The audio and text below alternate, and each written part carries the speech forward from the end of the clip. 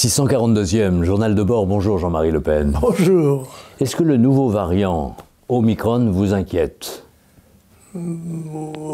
Pas plus que ça, mais enfin, compte tenu de mon âge, les dégâts qu'il peut causer à mon organisme seront relativement modérés, si j'ose dire. Mais il est certain qu'il y a un risque que décrivent d'ailleurs un certain nombre d'autorités médicales qui d'ailleurs s'expriment tantôt dans un sens, tantôt dans l'autre, tantôt contradictoirement. Bon, bref, il n'en reste pas moins que ce vaccin, qui n'est d'ailleurs pas un vaccin, qui est une injection, présente un certain nombre de risques qu'on ne connaît pas. Parce que généralement, on compte généralement une vérification sur 1 an ou plus même. Alors que là, on en est que quelques semaines, bien sûr. Alors là-dessus, on dit ça a été injecté à des milliards d'hommes, enfin, pas tous quand même, parce que je pense que dans la brousse africaine, on n'a pas couru derrière les indigènes avec la seringue à la main. Donc tout ça est très relatif. Cela étant, je ne me sens pas plus en danger que cela. Simplement, ça me paraît tout de même être très intéressant. C'est une répétition générale. Nous bénéficions là, il arrive que du mal vient le meilleur, mais ça nous permet de réfléchir sur les effets d'une guerre bactériologique. Parce que les difficultés que l'on rencontre devant ce virus relativement modéré, si j'ose dire, serait terrifiant s'il s'agissait de maladies beaucoup plus graves, ne serait-ce que les classiques choléra ou peste feraient des centaines de millions de morts. Alors là, nous sommes devant la grande inconnue, et je pense que nous devons tirer le maximum de bénéfices à la fois thérapeutiques et médicaux et intellectuels de cette épreuve que nous impose la nature. Alors vous savez qu'il y a un débat qui commence en Allemagne et en Autriche en particulier sur le fait de savoir s'il faut maintenant passer à la vitesse supérieure en décrétant la vaccination obligatoire. On sait qu'en France il y a beaucoup de résistance à cette idée-là. Le pass sanitaire et les anti-pass sanitaires l'ont montré. Les anti-vax l'expriment moins parce que c'est mal vu. Mais depuis qu'on sait qu'on peut que même en étant vacciné, on peut transmettre la maladie, bon, la question du pass sanitaire se pose en d'autres termes. Bref, s'il devait y avoir une mesure de ce genre en France, la vaccination obligatoire, y compris les enfants d'ailleurs, quelle serait selon vous la réaction française de la population? Je crois qu'elle serait hostile. En tous les cas, moi personnellement, je le suis. Je suis pour la liberté. Chacun doit avoir la possibilité de définir son propre avenir, en quelque sorte, surtout à l'égard des prescriptions médicales dont on ne connaît pas les conséquences à proprement parler. Alors, je crois qu'il faut être raisonnable dans cette affaire, prendre l'épreuve comme elle s'impose à nous, en tirer le meilleur bénéfice possible et essayer de se tenir à l'abri des complications que cela peut entraîner. Mais je suis partisan tout à fait de la liberté de chaque personne de se faire vacciner ou pas. Et donc je suis contre le pass sanitaire, qui serait une forme de dictature médicale, en quelque sorte. Surtout qu'on a exclu au début de l'épidémie la médecine de ville, autrement dit, c'était des consignes générales avec des médecins ayant des autorités ou des autorités administratives ou médicales regroupées dans le conseil scientifique du gouvernement, l'aspect politique, mais les gens n'étaient pas encouragés à voir leur médecin à eux, qui après tout résulte d'une confiance au fil du temps.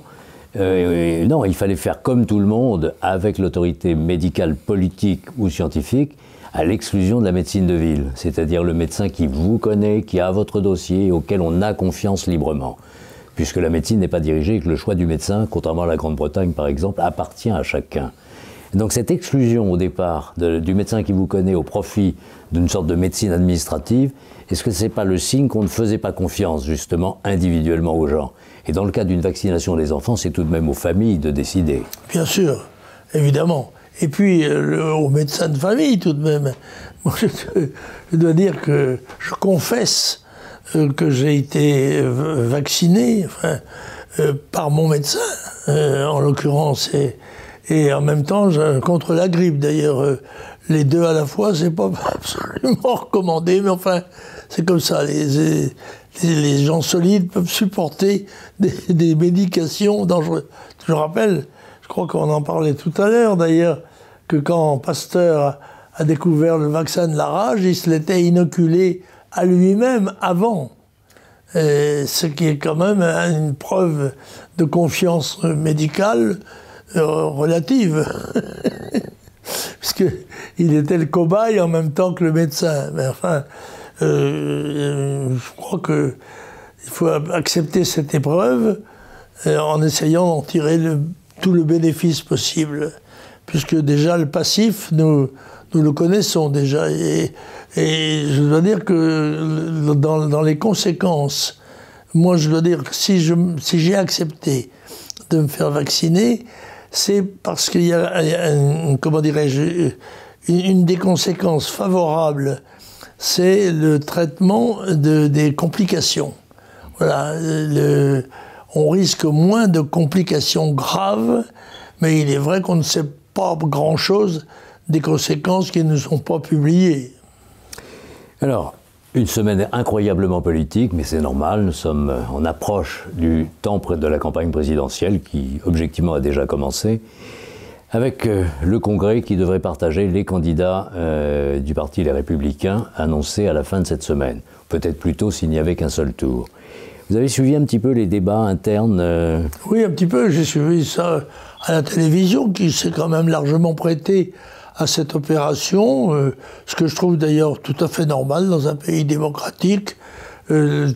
Chacun doit avoir droit à la parole, même quand sa parole déplaît à la majorité ou au pouvoir en place. Au pouvoir en place au pluriel, n'est-ce pas, aux différentes autorités. Je crois qu'il y a un large débat démocratique doit s'ouvrir sur tous ces sujets-là, quels qu'ils soient. Alors, tant qu'on ne connaît pas le nom du ou de la candidate ou du candidat des Républicains, est-ce que les sondages jusqu'à présent avaient un sens? Parce que tout va changer en fonction de cette personnalité. C'est sûr. Et il est d'ailleurs... il faudrait être sûr aussi, si on est de ce camp-là, que tous les candidats, y compris celui qui sera écarté et se croyait en bonne position, ne se maintiennent pas. Qui est vraiment un candidat unique soutenu par tout le monde. Ça, j'en suis pas très sûr. Pour ma part, en l'occurrence d'ailleurs, je pense que les Républicains ne sont pas dans la course de deuxième tour. Mais enfin, il est intéressant d'entendre ce qu'ils ont à dire. Surtout quand ils se rapprochent de ce que je disais Jean-Marie Le Pen autrefois, les mêmes qui avaient C'est vrai que je suis même quelquefois cité à la télévision. On se rappelle qu'on persécute Zemmour comme on m'a persécuté autrefois. Et il est vrai aussi qu'il y a 40 ans que j'annonce les conséquences des phénomènes d'immigration massive telles qu'elles découlent, les gens l'ignorent souvent, de la multiplication extraordinaire de la population mondiale. Je pense que ceux qui vous écoutent, puisqu'on le dit presque chaque semaine, ne l'ignorent plus. Vous allez dire que je radote, en quelque sorte. Il ne faudrait pas qu'on pense ça. 100 fois sur le métier, remettez votre ouvrage, polissez-le sans cesse et le repolissez. Alors, vous avez cité Éric Zemmour. Bon, ça y est, il est candidat à l'élection. Vous lui aviez, il y a quelques mois, déconseillé en public, comme ça, en lui disant « ça comporte beaucoup de risques ». Et vous aviez un pronostic un petit peu compliqué qui semble se vérifier à très court terme avec une séquence difficile que vient de vivre le désormais candidat depuis 15 jours, 3 semaines, après une flambée dans les sondages. Vous avez dit un mot de ça, mais c'est vrai qu'il commence à être combattu comme vous l'aviez été, c'est vrai, et avec des arguments qui s'en rapprochent d'ailleurs. En plus, Éric a un handicap, c'est que c'est un homme seul, c'est un intellectuel, un journaliste qui se lance dans une bataille qui nécessite des moyens considérables dans tous les domaines, y compris financiers, humains, militants, etc. Et il doit donc, lui, surmonter un certain nombre d'obstacles que n'ont pas à surmonter les gens qui sont soutenus par de grandes formations politiques ou par de grands intérêts financiers, ce qui n'est pas exclu non plus. Alors, évidemment, il subit les attaques qui vont se faire, je pense, de plus en plus sévères à son égard. Et on va, comment dirais-je, enquêter sur sa vie, sur celle de ses parents, de ses relations, de ses amis, de ses voisins, pour essayer de trouver des faiblesses qui permettraient de l'accabler. Alors je crois que Éric est assez combatif pour résister à ces pressions, mais il serait ridicule de ne pas en tenir compte. Alors, nous l'avions déjà dit la semaine dernière, mais au fond, la position, je la rappelle encore une fois, puisque vous l'avez souvent répété, nous sommes à 4 mois et demi maintenant du premier tour, ou à peu près. Bon, les événements peuvent trancher au lieu des candidats, on ne sait jamais. Et puis, vous avez vécu 5 campagnes présidentielles, ce sont des hauts, des bas, des bonnes et des mauvaises semaines, les gens, ça bouge très vite. C'est difficile d'être complètement stabilisé dans une position. Donc finalement, votre jugement à vous, définitif pour le camp national, c'est toujours... Je crois que c'est une vue historique, si vous voulez, en ce sens que le destin est conditionné beaucoup moins par les personnalités que par les événements. Les événements graves peuvent considérablement changer la donne qui favorise telle ou telle personnalité. Malgré sa valeur, ça ne comptera pas. Certains seront balayés par le tsunami. Et le tsunami, et je le répète en m'excusant auprès de nos amis téléspectateurs, c'est tout de même cette multiplication de la population mondiale d'une façon extraordinaire, puisqu'elle est passée de 2 à près de 8 milliards en l'espace de 50 ans et qu'elle est en expansion continue, ce qui évidemment, comparé à des ressources qui ne bougent pas, diminue la possibilité de survie de ceux qui restent.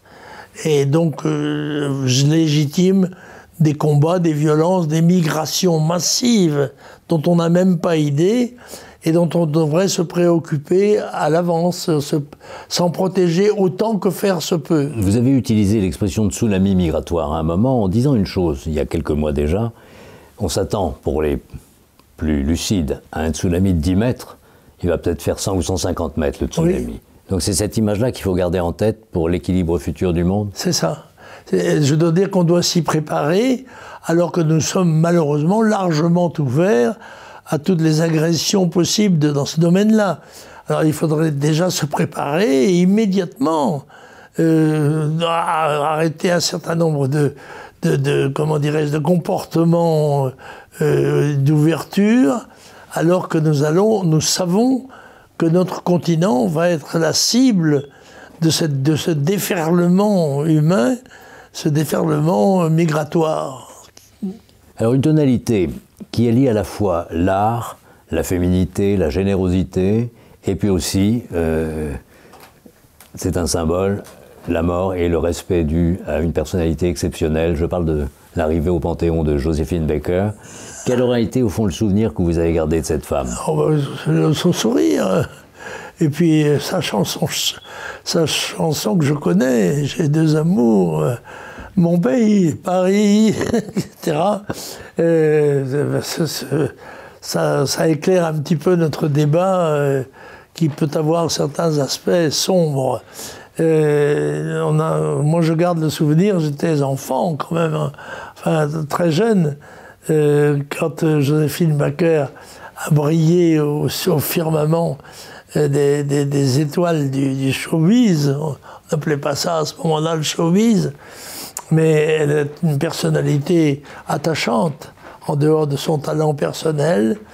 Son comportement social a été admirable, et donc par conséquent, à ce titre, elle mérite peut-être d'être au Panthéon, puisque déjà un certain nombre de dames l'y ont précédée, et je n'ai rien contre le fait qu'au Panthéon, on mette des femmes, de plus en plus de femmes d'ailleurs, qui le méritent. Et puis vous aurez l'occasion de détourner la chanson J'ai deux amours, vous pourrez chanter J'ai deux Zemmour, puisque...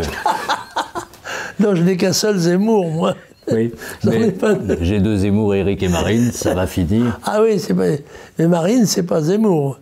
Non. Mais il y a beaucoup de choses qui sont proches, l'une de l'autre, et qui devraient faciliter, à mon avis, le transfert des voix de celui qui ne sera pas arrivé en tête. Merci Jean-Marie Le Pen. Merci, à la semaine prochaine.